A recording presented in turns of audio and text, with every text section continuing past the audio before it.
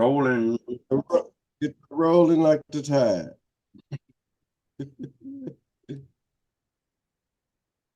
Well, good afternoon, good morning, good evening, everybody. Welcome to the Sunday International Big Book Workshop. I am Dan B, recovered alcoholic. Great to see you all here. This workshop is facilitated by Brother Kemble H. This study relies on you listening, but please we pray that you have your big book in hand and follow along with a pen, pencil, or highlighter. Make any notes and pause if you have to. Write down any questions and we'll take them at the end of the meeting. We'll keep everybody muted during the workshop except the facilitators, and any inappropriate behaviour will not be tolerated and you will be removed. This meeting is being recorded, the audio portion only being recorded and only of the facilitators. The recording will be stopped at the end of the workshop before taking any questions in order to preserve your anonymity. So have a great meeting, and how we start here with a step 3 prayer found on page 63, if you care to join me. God, I offer myself to thee, to build with me and to do with me as thou wilt. Relieve me of the bondage of self, that I may better do thy will. Take away my difficulties, that victory over them may bear witness to those I would help with thy power, thy love, and thy way of life. May I do thy will always. Thank you very much, guys. Over to you, Kemble. Okay, thanks, Brother Dan. Happy Sunday, everyone. My name is Kimball. I'm a recovered alcoholic. Glad to see everybody here today. It's a nice and sunny day in Alabama today. So this will be the last session of We Agnostics. It's been on for this is a long chapter. So this will be like the 4th session. So my prayer is that everybody gets something out of it. You know, in We Agnostics, we talk about gaining a relationship with a power that's greater than ourselves. But right now, it's only we become willing to believe in something greater than ourselves. You know, we alcoholics, with our drinking career, we always thought we was greater than ourselves, but alcohol put us flat on our back every time. I know it did for me. I don't know about y'all, but it so worked. It put me down every time. So we'll be on page 55 today, and we'll finish on page 57. I'm hit on a few notes and highlights before we dig into the last couple of pages. You know, the big book tells us our ideals did not work, but the God idea did. No doubt about it. My old ideas only kept me drunk and kept me baffled. You know, the seeming baffling feature of alcoholism. It was the utter inability to leave it alone, no matter how great a wish the necessity may be. So far at the point in this book, you know, we've looked at the problem, we've looked at the solution, and we discussed the course of action that's required for any of us to recover from alcoholism. You know, step 2 is the idea, and it's a collective experience, because the people that wrote this big book, the over 100 men and women, they went through this experience, and they all got together, and it was all collective. Then they put it in this book. So we just follow some precise directions, and we too can recover from alcoholism. What a blessing that is, no doubt about it. So again, the big book tells us when we became alcoholics. Notice it said when we became alcoholics. I used to hear in these meetings, right? Well, I was an alcoholic the day I was born. Okay, or the big book tells us something different. We can, because we're not born alcoholic. We may have alcoholic traits or genes in our bodies when we are born, but an alcoholic has to drink before he can become an alcoholic. That's what the book brings out. When we became alcoholic. See, alcoholic, we have an abnormal reaction to alcohol. We develop an allergy, a physical allergy. It's in the body. Meaning we take a drink. If we got this physical allergy, that's what qualifies us to be a real alcoholic. The more we drink, the thirstier we get. There's no shutting off. We constantly having to put it in our system. And that sets us apart from being a real heavy drinker or a moderate drinker. See, they can take the stuff and leave it alone, but for the real alcoholic, we can't. Without the spiritual solution, we just go on to the bitter end, or we can accept help. No doubt. I just lost a family member. We buried him Friday. He would not accept the plan outlined in his book, and sadly enough, he passed. It was my brother-in-law. He was younger than me, and I hated.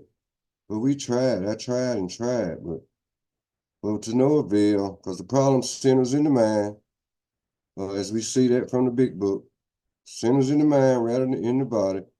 So if nothing changed, if we don't try to change nothing, especially when it comes to our thinking, then nothing will change. So sadly, eventually it took him out because he developed a lot of health problems, in his body, and it just couldn't stop without a solution.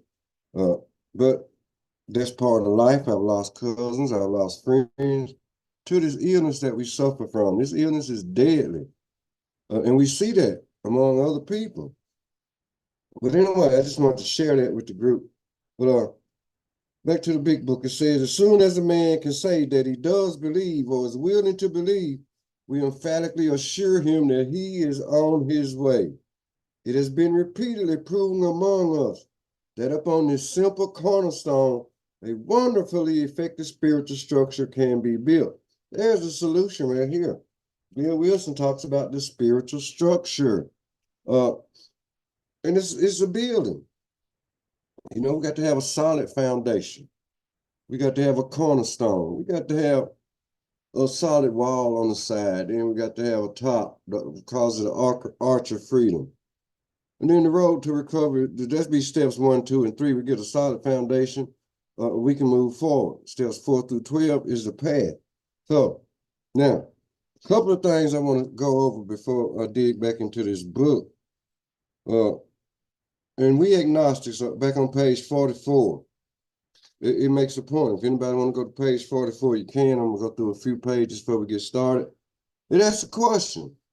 If you can't quit entirely and you've lost control over the amount you drink, what are you probably? Big Book answers that question. You are probably alcoholic when we can't control the amounts we take. In other words, alcohol is our master during this phase, during this period. Because I certainly could control the amounts that I took. When I took one, I had to have more and more and more. I'm sitting there with that first drink. I'm already thinking about the drinks down the road.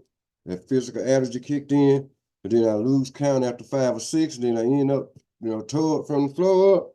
So that's how it is. We got this physical allergy. We are alcoholic. Also, talk about the second symptom a little bit. It's called malady of the mind. Now, this malady, we can't see it, feel it, taste it, or touch it. But and we don't have to obsess over alcohol because this malady, it pops up suddenly and it's unexplainable. We done been through examples of this and more about alcoholism. There was 4 examples of the malady in that very chapter. So, like I said again, the problem of the alcoholic is centers in his mind rather than in his body. So, page 44. Is an atheist or an agnostic a rare thing in AA? No. And it's a good point. They named this chapter We Agnostics, right? So I used to want to try to evade this. I'm like, shoot, what is that? Ain't no agnostic. No. So, but page 44 brings out to the one who feels he is an atheist or agnostic, such an experience seems impossible. Talking about if we suffer from this physical allergy, we may be suffering from an illness which only a spiritual experience can conquer. But for the atheist or agnostic, that may seem impossible for them. But to continue as he is means disaster, especially if he is an alcoholic of the hopeless variety. To be doomed to an alcoholic death or to live on a spiritual basis are not always easy alternatives to face. So, being an atheist or an agnostic in AA is not a rare thing. The atheist just don't believe in God. The agnostic does have a belief in God, but he don't think God can do anything for him. So what is talk about? Another question. What is the alcoholic's real dilemma? On page 45, it's going to answer that question because it says lack of power. That was our dilemma. So if we got lack of power, then we need to get some kind of connection with a power that's greater than ourselves. Because long as an alcoholic of my type, when I relied on my power got me drunk and it kept me drunk, hoping against hope that I thought one day and I couldn't. So if I could have stopped on my own, I wouldn't even need AA or the 12 steps. But thank God somebody took the time to 12-step me through this program and I commenced to recover from alcoholism. Page 45 again. It's got to ask the question, how can we find the power that will solve our problem? And then the big book's going to answer that question for us as well. It says, well, that's exactly what this book is about. Its main object is to enable you to find a power greater than yourself, which will solve our problem. Yeah, it will solve your problem. Yeah, that's why they wrote this book. And it explains it very clearly. It didn't say it might solve your problem. It might solve your problem. It said it will solve your problem. We need a connection to this power. Whatever that power you choose to call it, that's your own. Like your own conception of a power. You know, my power is God who created the heavens and the earth. His name is Jesus, and it's a relationship. It's not religion. It's based on a personal relationship with the power that's greater than myself. So, another note here, page 47. According to the big book, when we speak of God, what do we mean? Yes. So it goes on to say, top of page 47, it says, when therefore we speak to you of God, we mean your own conception of God. This applies too to such other spiritual expressions which you find in this book. Okay, your own conception of God, no doubt. So, another question. What happens to one who says, I do believe, or am I willing to believe that there is power greater than myself? It's on page 47 as well. And the answer to that, as soon as a man can say that he does believe or is willing to believe, remember, step 2 is about willingness, becoming willing to have some kind of belief in something greater than yourself. Then the big book says we emphatically assure him that he is on his way. It has been repeatedly proven among us that upon this simple cornerstone, a wonderfully effective spiritual structure can be built. Notice the words of spiritual structure. Once again, the big book points that out over and over again. Bill Wilson, on page 13 of the big book, you know, he mentioned the name Jesus, right? But it's not about, I don't know whether he actually believed in him or not, but following the principles outlaid from the tenets of the Oxford group, Every brought to be or something that he had learned from this group. The Oxford group was a religious group, right? But what we go by is the principles that are outlined. We don't teach religion in here. If you hear me mention the name Jesus, it's all about me having a personal relationship. That's the power that's greater than me that solved my problem.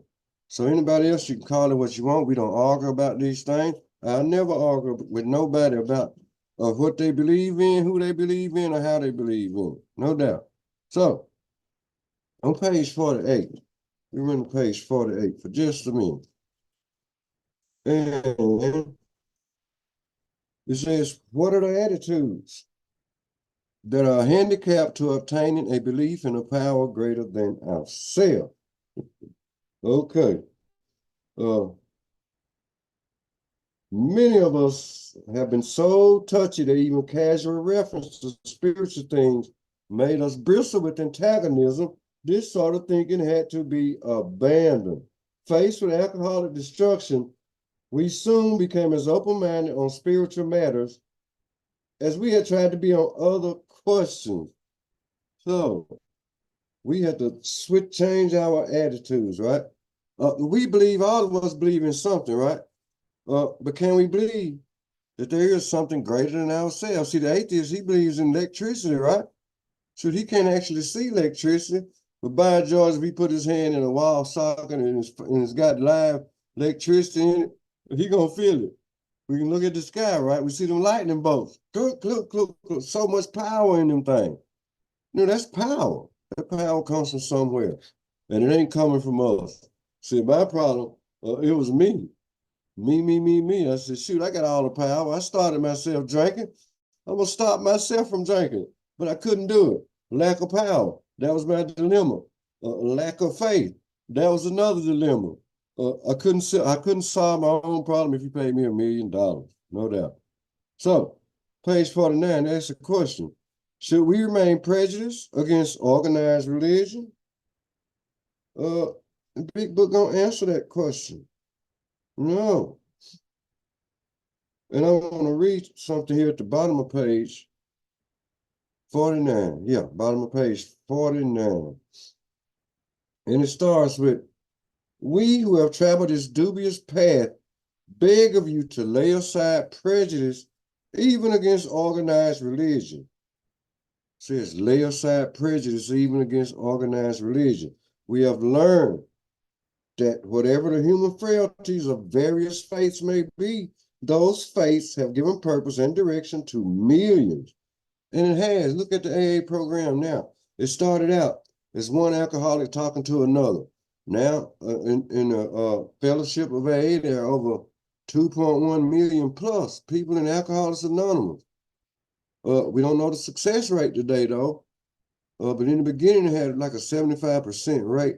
So today, we have no idea. But that's how the program has expanded. In this book, the first portion of this book has remained the same since the beginning.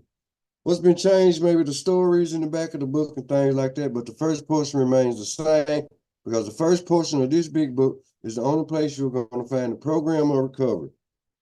So back to page 49. It talks about people of faith have a logical idea of what life is all about. Yeah, in my drinking career, y'all, I had a logical idea that drinking was all important in my life. So that was my idea of life. Another drink, another drunk. Shoot, I didn't know no better. I thought I did, but I didn't, because alcohol, it took control of me, my whole body, my whole mind, my whole soul. So I'm gonna move on. On page 50, it talks about this proposition, right? So, question you may ask, what is the one proposition that most alcoholics seem to agree? So in the middle of page 50, it says on one proposition, however, these men and women are strikingly agreed. Every one of them has gained access to and believes in a power greater than himself. This power has in each case accomplished the miraculous, the humanly impossible. As a celebrated American statesman put it, let's look at the record. And when we look at the record, on page 50, it goes on to relate here are thousands of men and women, worldly indeed. They flatly declare that since they have come to believe in a power greater than themselves, to take a certain attitude toward that power and to do certain simple things. There has been a revolutionary change in their way of living and thinking, a revolutionary change. If y'all will go with me to page 5, 6, or 7 in the spiritual appendix in the back of the book. So this is step 2, right? Step 2 is confirmed. In step 12, having had a spiritual awakening. So in the back of the book on page 5, 6, or 7, I just want to read a little bit about it because it talks about this change, a revolutionary change in their way of living and thinking back here on page 50, right?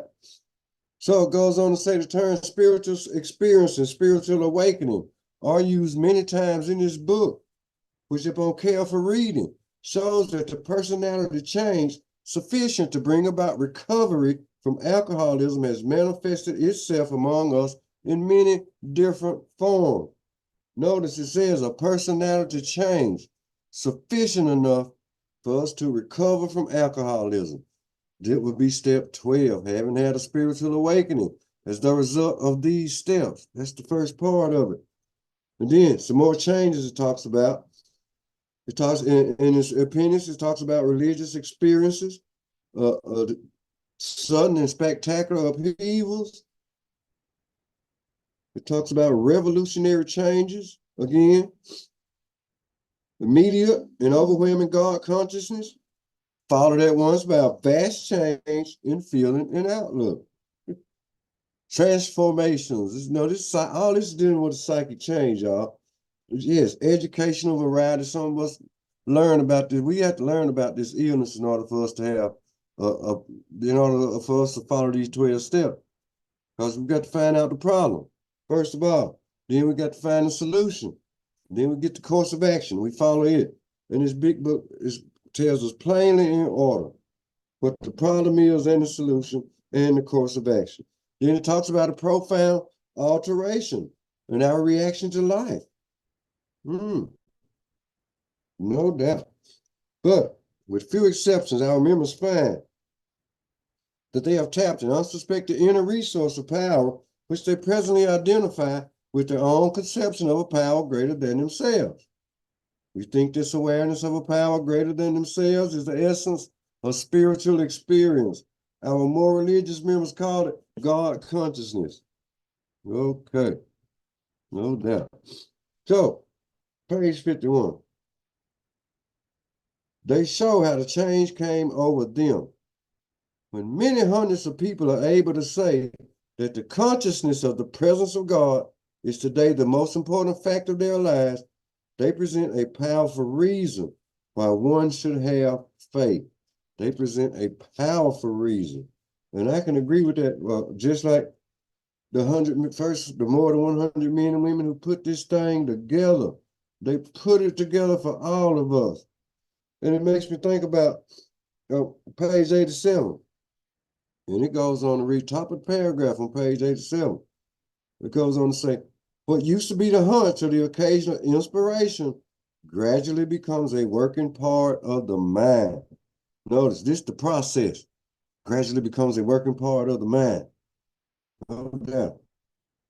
Nevertheless, we find that our thinking, remember, the problem of the alcoholic is centers in his mind rather than in his body.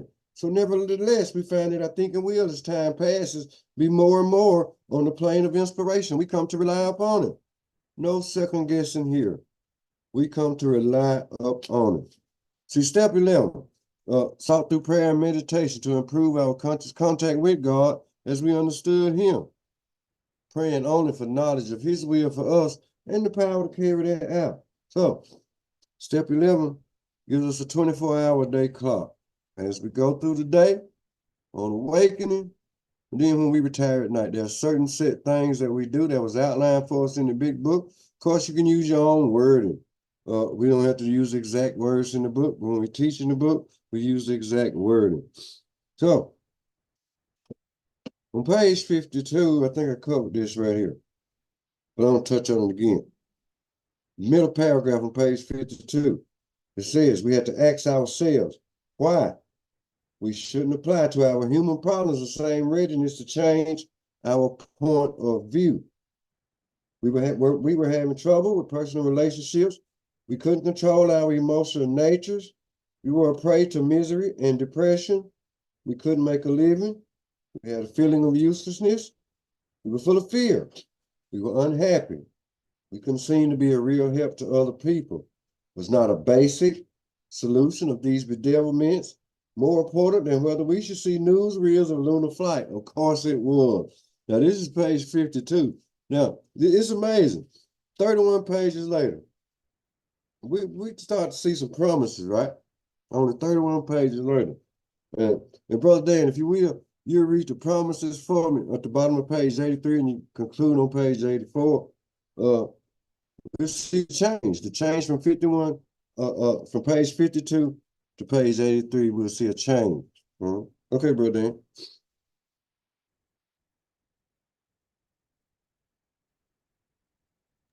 Bear with, sorry, I lost my page, went off the machine, sorry, my bad. 83. The spiritual life. Yeah, should I start from now? No, come down to last paragraph. If we are painstaking. Oh, beg your pardon. Yes. Yeah. Yeah, sure. Okay, everybody. I'm with you now. Bear with. Okay. If we're painstaking about this phase of our development, we'll be amazed before we are halfway through. We are going to know a new freedom and a new happiness. We will not regret the past, nor wish to shut the door on it. We will comprehend the word serenity, and we will know peace. No matter how far down the scale we have gone, we will see how our experience can benefit others. That feeling of uselessness and self-pity will disappear. We will lose interest in selfish things and gain interest in our fellows. Self-seeking will slip away. Our whole attitude and outlook upon life will change. Fear of people and economic insecurity will leave us. We will intuitively know how to handle situations which used to baffle us. We suddenly realize that God is doing for us what we could not do for ourselves.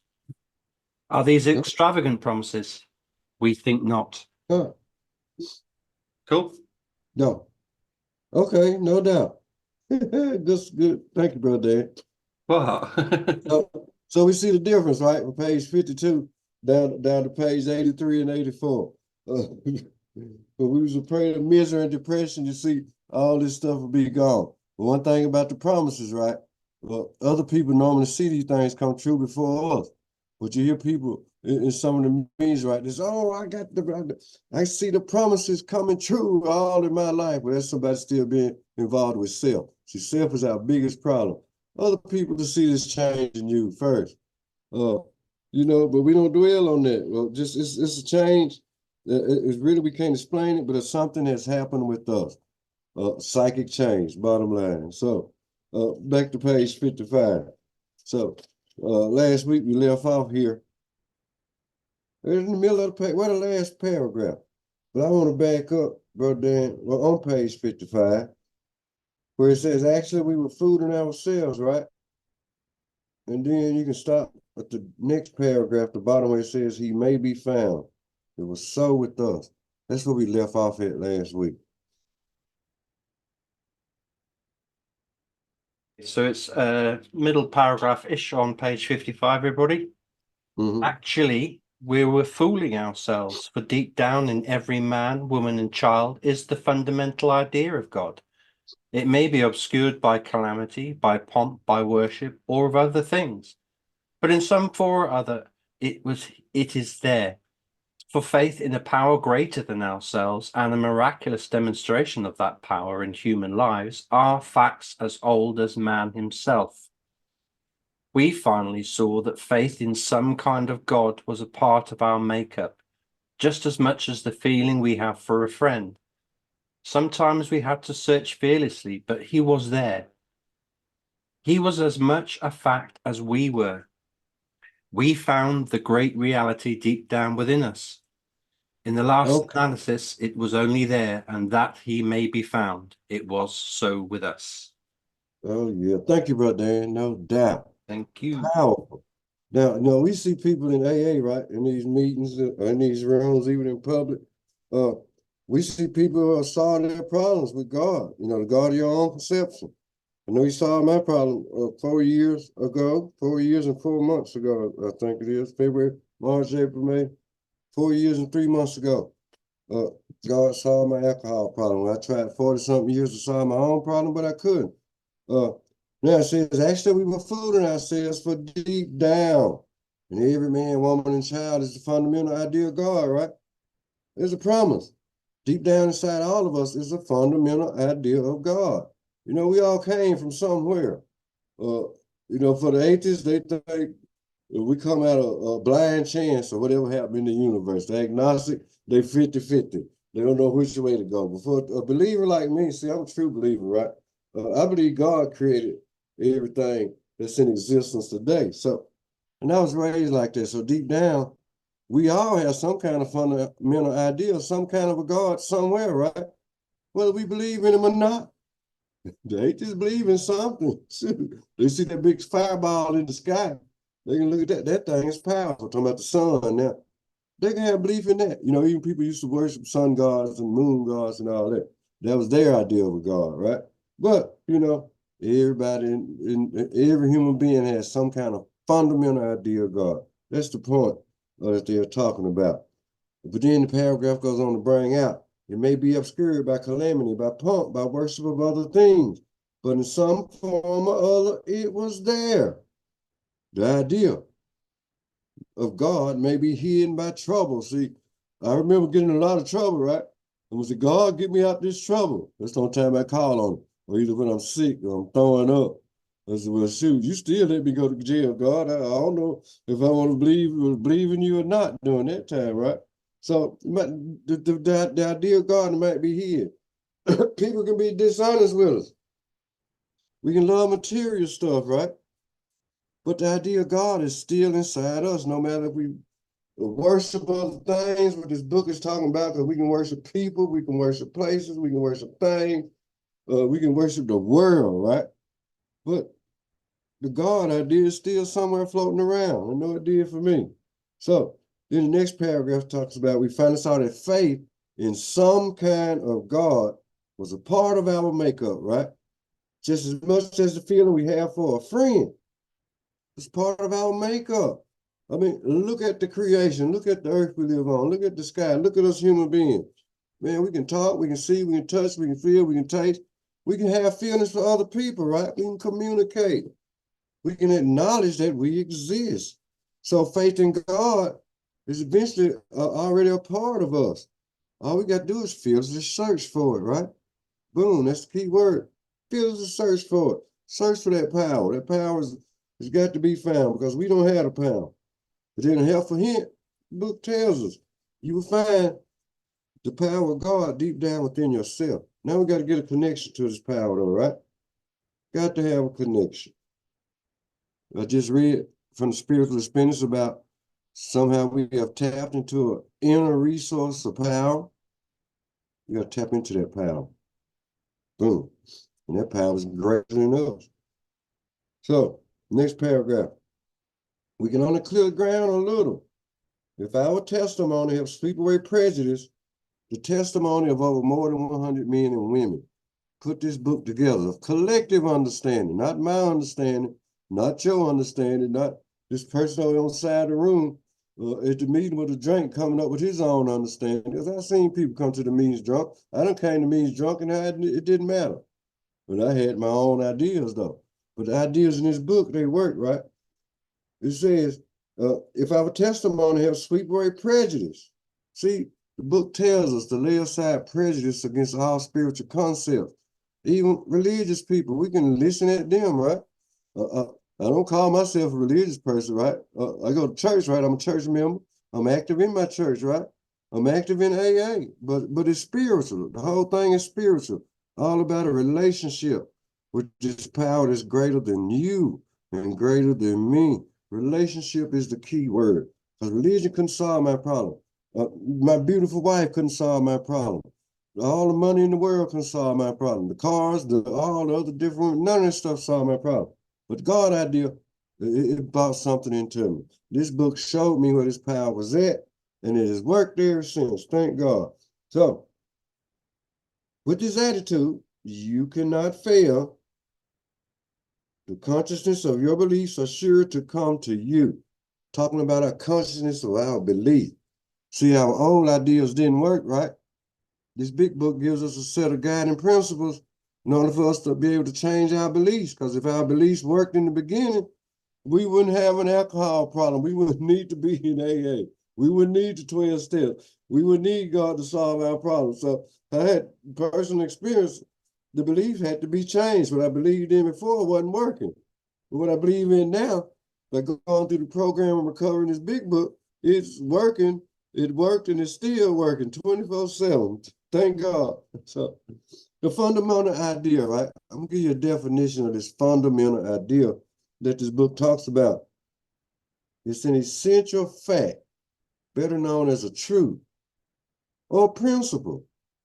AA is loaded with spiritual principles, right? We got 12 spiritual principles outlined just like we got the 12 steps, right? It starts with honest, open-mindedness and willingness. Step 2, we came to believe that a power greater than ourselves could restore us to sanity, right? That's a start. That's the idea. So we can move forward from there. 2, we don't want to stop right here, though. We still got to keep on rolling. We're going to roll on top of page 56, Brother Dan.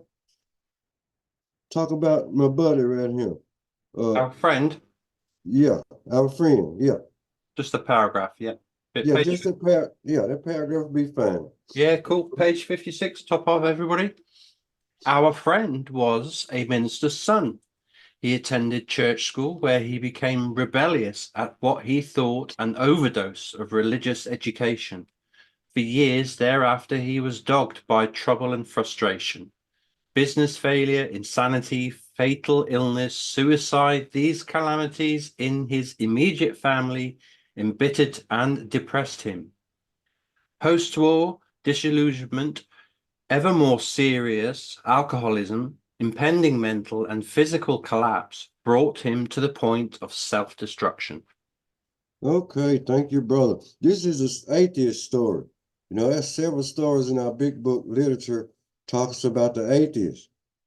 In this case, this guy's name Fitz Mayo. His story is on page 208 in the back of our big book. Yes, in this fourth edition. So, Fitz, he rebelled against a religious upbringing. Because he brings out he attended church school where he became rebellious at what he thought an overdose of religious education. So he rebelled against that stuff. He didn't want to hear nothing about no religion when he was growing up, no doubt. Then the paragraph brings out a business failure, insanity. Yes, we alcoholics, we are insane because we know if we take that first drink, that ain't nothing but insanity because we know what's going to happen when we take it, right?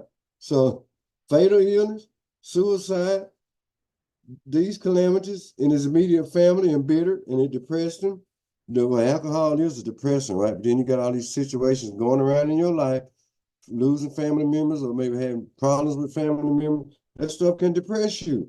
Post-war disillusionment, ever more serious alcoholism. So my man Fitz, right? He was an alcoholic. Over the years, we see these things didn't go too well for him. He just kept on drinking, though. Maybe the problems would go away. Just like me, I can experience that. Shoot, I thought all my problems would go away when I took a drink, and all I did was add it up to more and more problems. Nothing but insanity, peeps. Nothing but insanity. So it brought him to a point of self-destruction. No doubt. Now, this was a minister's son. But we're going to have a change of events coming up pretty soon. It's in the very next paragraph. It goes, and I read this one, brother Dan. It says, one night when confined in a hospital, he was approached by an alcoholic who had a non-spiritual experience. This alcoholic is going to be Bill Wilson. He approached Fitz Mayo. So our friend's gorge rose as he bitterly cried out, if there is a God, he certainly hasn't done anything for me. He said, if there is a God, he hadn't done anything. But see, this is atheist, right? Atheists don't believe in no God. But later, it says, but later, alone in his room, he asked himself this question. Is it possible that all the religious people I have known are wrong? That's something to think about. Millions of people, religious people, right? Could it be that all of them wrong and I'm the only one right? This is just the mentality of an alcoholic. We always right. Everybody else is wrong. So, but while pondering the answer, he felt as though he lived in hell. Then, like a thunderbolt, a great thought came. It crowded out all else. Who are you to say there is no God? Now, that thought hit him hard. Now, this is atheist thinking, right? Oh, no, God don't exist. So he got to going through these things, pondering about it, thinking about it. Well, man, I can see himself now with that bottle in hand. All these people, they seem to be living good lives. Man, but me, I keep on drinking. I can't live a good life. So, and he thinking all them people are wrong. But now you contemplating on it. How could all these people be wrong and I'm the only one right? Sort of like that Columbus character I talked about, I think, last week, maybe a week before. Christopher Columbus. Everybody back in his days, everybody said the earth was flat. So this fool went against everybody in the world to prove the earth was round. So he took off on that boat. He didn't fall off the edge. He ended up somewhere else. He was an alcoholic. He went against everybody, just like this fool here. But then here's what happened to old Fitz. And he told himself, who am I to say that there is no God? This man recounts that he tumbled out of bed to his knees. In a few seconds, he was overwhelmed by a conviction of the presence of God. Overwhelmed, like God conscious. All of a sudden, he was ingrained with it. It poured over and through him with the certainty and majesty of a great tide at flood. Wow. the barriers that he had built through the years were swept away. So all the stuff that had kept him blocked off, see, self was blocking off any presence of God. But here, God showed up. And all this stuff was cast aside. All these old beliefs was cast aside. Then the paragraph goes on to bring out he had stepped from bridge to shore. For the first time, he lived in conscious companionship with his creator. So here's what's happening to Fish Mayo. He began to awaken spiritually. His reasoning, when he's sitting there pondering over things, his reasoning was leading him to faith. Then it goes on to say he had stepped from bridge to shore. For the first time, he lived in conscious companionship with his creator. This was our friend's cornerstone, fixed in place. Remember, we got the keystone first, right? That's foundation, step one. Cornerstone is step two. So his friend's cornerstone had been fixed in place. No later vicissitude had shaken it. His alcoholic problem was taken away. His alcohol problem had been removed that very night, years ago. It disappeared. Top of page 57. It disappeared. Wow. Save for a few brief moments of temptation, the thought of drink has never returned. And at such times, a great revulsion has risen up in him, seeming that he could not drink even if he would. God had restored his sanity. God consciousness restored the atheist to sanity. And you know, the spiritual appendix in the back, it talks about this God consciousness. Matter of fact, on page 88, it talks about this God consciousness. I do believe, didn't I read that a while ago? I have to think, yeah. Somewhere along here I read it. I can get it in just a minute. Yeah, anyway, it talks about this God consciousness, no doubt. Oh, it's in the spiritual appendix in the back of the book. Yeah. But then going on with spent, it restored him to sanity. See, that's step two. Came to believe. I got this amazing book about came to believe too, right? It's got stories all through it that was in the big book at one time. So some interesting stories too. But you know, they all talk about how they gained a spiritual awakening. They gained access to a power that was greater than them. And it started alcohol problem. So God had restored his sanity. I can remember the very day God restored my sanity, right? I woke up one morning, the problem was gone. Wow, I didn't really realize it until like the next afternoon. So, dog, I ain't had a drink. I ain't thought about a drink. And things just increased from there. But I had like an educational variety, right? Because, I used to be in religion, but I kept drinking because I ain't have a solution. God couldn't solve this problem alone. So I had to have help. The 12 steps of AA really showed me how I could gain a relationship with God, no doubt. And it's taking the 12 steps of Alcoholics Anonymous. So then back to page 57. It says, what is this but a miracle of healing? Yet its elements are simple. Circumstances made him willing to believe. He humbly offered himself to his maker. Then he knew, no doubt. Oh, yeah. Even so, God has restored us all to our right minds. Brother, it feels good as I don't know what to have be restored in the right mind, don't it? I don't have to worry about where I'm at, where I'm gonna wake up at, or shit, if I'm in a car drinking and driving, or getting in a fight somewhere, will I end up in the morgue, will I end up back in the ambulance, in the hospital flat on my back? So thank God for that. Some spirit, and what this in his case, some spiritual awakenings, especially in the beginning, right? They happen suddenly. In his case, it did. But others, it takes time. Gently and gradually over time. In my instance, I was ordered to AA in 83, but shoot, I didn't think I had an alcohol problem. 40 years later, I'm still drinking, right? I know I got a problem, but I ain't want to admit I had a problem. I didn't want to do nothing about my problem, but to keep on drinking. But somehow God stepped in when I begged for help. And he commenced to get somebody to 12-step me through this program. That was all I needed, somebody to 12-step me through this thing. All them years of suffering, And the problem could have been solved a long time ago. We alcoholics like me, we bullheaded and hard-headed. I didn't want to listen to nobody or nothing. No, I played God. I'm sure we all played God. So then, back to the last paragraph. Next to the last paragraph. Even so, God has restored us all to our right minds. To this man, the revelation was sudden. Some of us go into it more slowly. But he has come to all who have honestly sought him. Here's a promise. Okay, let me read this first. When we draw near to him, he disclosed himself to us. The promise. When you look for God, you will find God. It's a big book promise, no doubt. And it happened that way. When I earnestly looked for God, he was there. He was already there, right? I didn't know it. And this very quote, this comes from the Bible book of James, James chapter 4, verse 8. So, spiritual, not religious, right? This is spiritual principle. Step 2, came to believe that a power greater than ourselves could restore us to sanity. If we believe that there is a power greater than me or us, then we're ready to take step 2, right? Do we truly believe?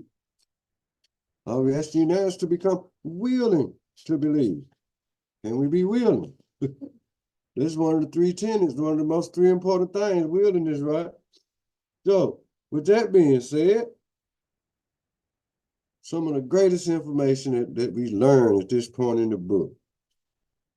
I can have my own personal God. That's what the book is telling me. My own conception of God.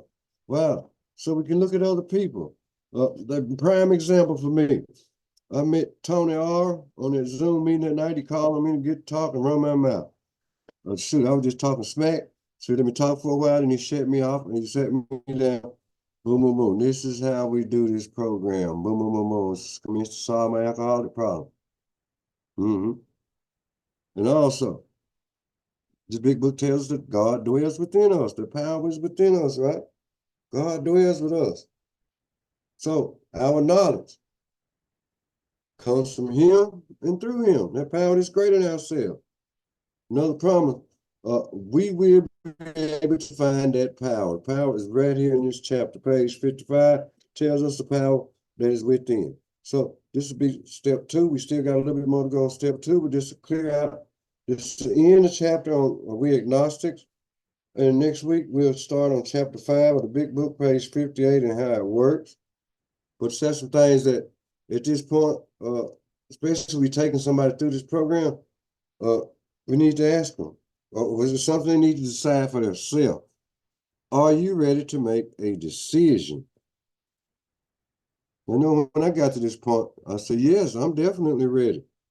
So, when I was ready, I made the decision, step 3, to take the rest of the steps. I know I need to take the rest of the steps. If I stop right here, step 2, see, because if an alcoholic failed to enhance and enlarge his spiritual life, he will surely drink again. So, wow. Now here's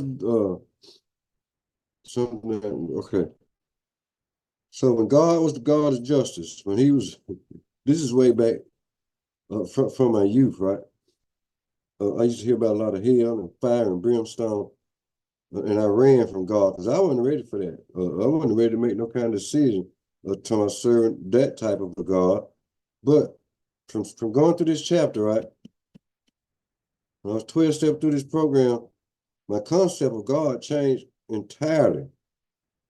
So I came to believe that he was kind and a loving God, and he just might solve my alcohol problem, right? I was thinking, well, maybe he can help. Ain't nothing else worked for me. So certainly not hellfire and brimstone I was being taught. That wasn't gonna solve my alcohol problem. That made me drink more alcohol because I was thinking I better drink all I can while I'm alive before God throws me in hell so I can burn forever. Only to find out that that was just something he scare people with, you know. But it made me drink a lot of liquor in my days from a young boy. So now I'm ready to make that decision, right? Yeah. See, this God love me. He care for me. He wants to solve my alcohol problem. But how am I gonna do it? Well, I got to be willing to turn from self to him. I need to quit being the director. I need to let him run the show. My show didn't go off so well. But then, right where we at, it's no wonder. You know, this next chapter we gonna be in studying is called How It Works. And How It Works got some of the best spiritual information, man, that the world has ever seen. It's got a recipe developing here. It's a little formula, a set of proposals that we're gonna be going through. Bill called them the 12 steps of Alcoholics Anonymous, right? So we're gonna continue on with How It Works next week. Thank you, Brother Dan.